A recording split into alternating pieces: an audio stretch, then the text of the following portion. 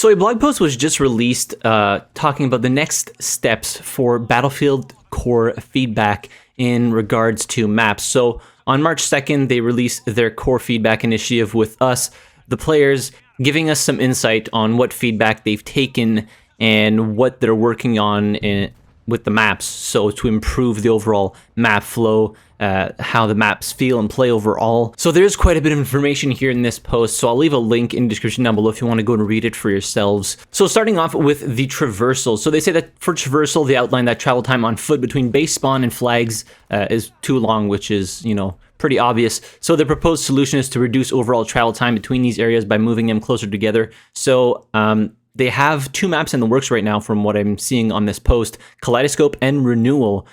So I'll put the images on screen from the work in progress. So first and foremost, I'm not really that much familiar with the map layout for 128 player conquest, so please bear with me here, but it seems as though the spawns are closer, and there seems to be like an extra point on G1. I don't think that flag was there before, but I could be wrong. Again, I don't play much 128 player conquest. In fact, I don't even think I've played it at all. So if we move over to Renewal, we can see that the distribution area in like the right-hand side of the map is completely gone now. And so that closes off that entire part of the map. And also the A flags, or whatever was on the top left hill in the desert area of the map, has also been removed. So the map is like technically smaller now, I guess you would say, in terms of flag cap areas. So that should help improve the overall flow of the map. Again, it's hard to say with only images how the map will play out, or how these maps will play out,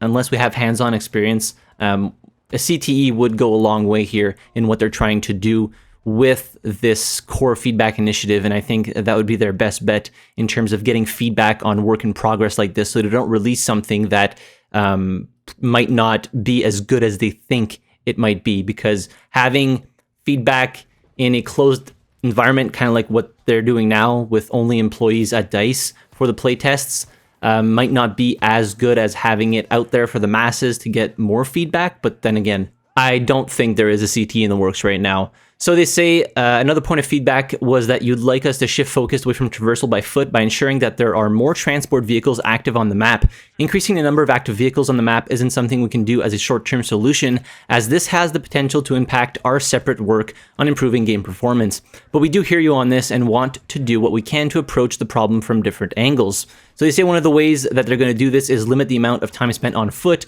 to change the distribution of vehicles across our selection pools. So this is an awesome change. So the two-seater M5C Bolt is now featured as part of the armored vehicle pool, and MAV instead shows up in the transport vehicles category. The Nightbird, so the MD540 Nightbird, has now been put into the attack helicopter pool, ensuring that air transport is more readily available on the ground. So this is absolutely fantastic. It's something that has been blatantly apparent since launch, that there's too many vehicles that have, pretty high caliber weaponry and a lot of attack power on them, being put into transport vehicle classes, making access to transport vehicles very few and far between. And, obviously helicopters being the biggest transgression is having the Nightbird and attack helicopter in two separate categories, making it so you're always getting attacked by air vehicles nonstop. It's absolutely insane. So having this change, I think, will be very, very nice in terms of overall map flow and fun that you can have on the battlefield as an infantry player. So next, cover and line of sight. So they say that obviously there wasn't enough cover available across maps to ensure safety when traveling between flags. And also they highlighted that there weren't enough line of sight blockers, so there was a lot of long range engagements. So there are some examples for both Kaleidoscope and Renewal in terms of added line of sight blockers, cover, or even in certain instances, elevating terrain to allow you to get some natural cover with the map's terrain itself. So here in Kaleidoscope, you can see that on B1 they added, or they changed it, I think, because I don't think it was that before, but there seems to be like some containers or a command center there. On right below B1, you can see they elevated the terrain to allow you to take some natural cover with the map terrain. On G1, so right before going to the skyscraper, they added a bunch of containers, which is great because that was pretty much an open field. Moving into that, especially in Breakthrough, it was just a freaking turkey shoot right there. And I'm not quite sure what they did to the stairs. Maybe they made them deeper or something? I don't know. They added a couple of containers, I think, right there. And yeah, the containers that block off from the door to go in the bottom floor of that skyscraper. So yeah, that's pretty good, as that area right there was pretty open too and didn't allow a whole lot of cover. So yeah, you can see a better view here of Kaleidoscope Sector G1. So the containers right there are like mini command center, the containers in the bottom there going down the stairs to go into the bottom floor of the skyscraper in G1. So that I think is a nice addition. And then there's a little picture here of the elevation on B1, which is always nice to have some natural cover and not always needing to go to hard cover. This just allows to not have as many assets, but also gives you some pretty decent cover. Moving on to Renewal. So in the solar panel farm here, I think they added a bunch of containers on the outskirts of it, like towards the solar panels. Yeah, there's a bunch of added containers there, so a lot more cover, allowing you to play the outside of that flag cap area, which is great. Now, if we go over to the grass area on this other point, I'm not quite sure what they did here. It doesn't look like it's changed all that much, but I might get a better view in the next picture here. What did they do here? I think they added a little building to the left, maybe? Yeah, I think that's it. And they added some containers in the fields. So yeah, it might help, might not help all that much. It is to see. It's hard to say with pictures again. You kind of have to have hands-on experience and see how it plays out. But as for the solar panel farm, I think all these containers are going to help greatly in terms of infantry gameplay and pushing this objective. Because these solar panels were just not doing it. So they also shortly touched on immersion. So they say it's another point that we've asked them to look at, often through discussion of how the map feels too clean and pristine. So they're adding like some mud instead of grass on Kaleidoscope. They're adding barbed wire to better immerse it into their world and bring improvements to the narrative of the battles. So yeah, the world definitely didn't feel that war-torn, and most of the maps could definitely use a little bit more grit, so to speak. Moving on to intensity. So they have outlined that, especially in 128 player modes, combat can become too chaotic around the objectives, making it hard to determine what's going on around you and where you should be keeping your attention. So based on the feedback that they've gotten from the players.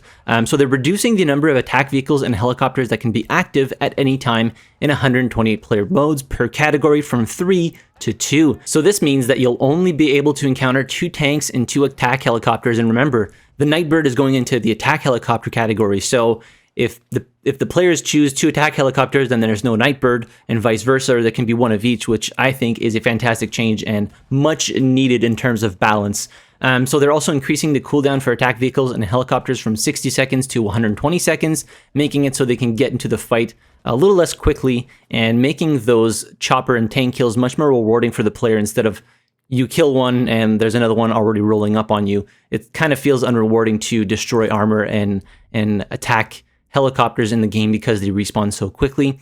And yeah, as discussed earlier, the MD540 Nightbird will be moved from transport into the attack helicopter category, and the M5C Bolt from the transport into the attack vehicle. So it should make quite a difference in terms of balance against vehicles. So there should be a lot less going on, and there should be a lot more opportunities for infantry gameplay, which is great because I'm a mainly infantry player, and I think there has been a thirst for some infantry maps or improvements to the infantry gameplay in Battlefield 2042. So these specific changes for the vehicles are meant to launch in the next update. So with the VoIP and the refresh scoreboard again, that's going to appear in end of round, and the hundreds of fixes that they said would be coming in the next update, vehicle balance and reducing the amount of vehicles available at any given time and redistributing the vehicles in appropriate classes. So that's all coming in the next update. So it should make for a much better overall experience. And they also saw that some suggestions in regard to the call-in system to only light vehicles and Ranger. So this means attack vehicles would now only be available via the deploy screen, which I think is something that they should definitely look into because access to those attack vehicles, again, much too quick right now. You destroy one, somebody can call it right in the middle of the map and it's back and shooting you again, and you have nothing to deal with it anymore because you used your C5 or you used your rockets or whatever. So they say that they're looking at this, but they still have ongoing discussions on whether or not they will make those changes for the call-in tablets. So moving on to the last little part here, which is paths. So basically they're just removing some areas of the maps that are very underutilized. Most notably right here, they show an example of the distribution center in Renewal, which is completely removed. I would imagine they're going to make that entire part of the map like unplayable now. because it was pretty far from all the other objectives. And yeah, if you didn't have a vehicle to get there, you were hard pressed to get there in one piece.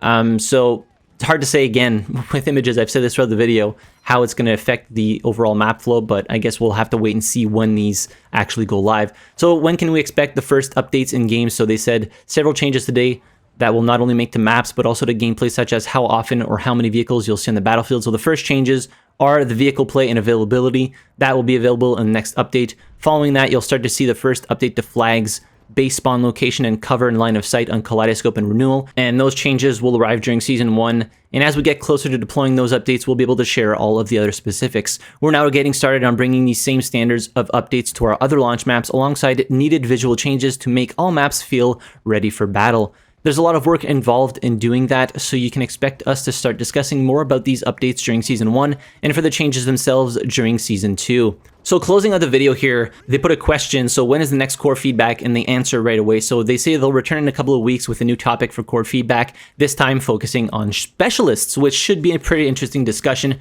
So keep your eyes peeled for that. We'll try and cover that. I haven't been playing a whole lot of Battlefield because it's just not in a good place right now, in my personal opinion. Hopefully these changes will make it somewhat better.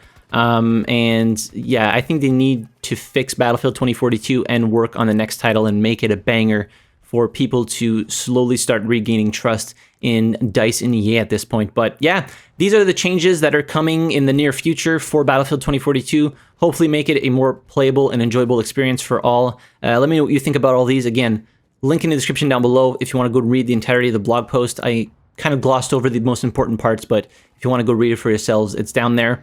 But yeah, hit the like button if you enjoyed the video, subscribe to the channel if you haven't already, and as always, thank you very much for watching. I really appreciate it, and I'll see you guys in the next video. Have a good one.